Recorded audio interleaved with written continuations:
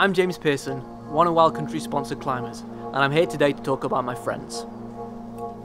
It's part 3 of Wild Country's Building a Rack series.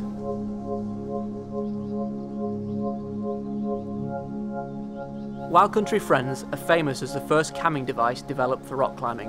What started out as a passion project for Ray Jardine actually became Wild Country in 1977. Friends go places no other protection will, and if you have any intentions of improving your trad climbing, especially if you want to start crack climbing, Friends are a must-have item. The easiest way to start a rack of Friends is to buy the standard set of 0.4 through to number 3. These sizes cover all of the common hold sizes you're going to find on rock, from small tight fingers to baggy hand jams. When you mix these with a set of rocks, you end up with a really versatile rack. As you continue to expand your rack of Friends, it's useful to have doubles of all the common sizes, including a single number 4 as well. At first, however, I definitely suggest doubling up on sizes from 0.4 through to 1. Friends are generally easier and quicker to place than rocks, so although you can technically cover a similar range of placements with another set of rocks, it's really useful and encouraging to know that you've got some extra Friends in reserve for when the going gets really tough. I usually try to place rocks whenever I can, especially whenever the climbing's easier, saving my Friends for later in the climb, perhaps during the crux.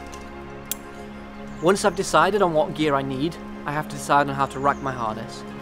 Usually for me, this doesn't change. Generally speaking, for short routes, I rack Friends on one side and rocks on the other. For longer routes with a bigger rack, I split that rack into 2, effectively having a single rack on either side of my harness. I put all the small Friends on the front and bigger Friends towards the back.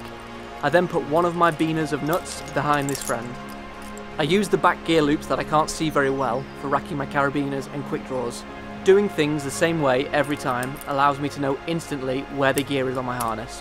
This way, I spend less time thinking about my gear and more time focused on the climbing.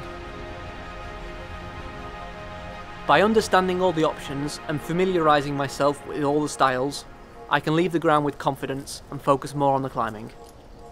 All this allows me to both enjoy the specific climbing moves, as well as focus on pushing myself and enjoying the route without worrying about the gear.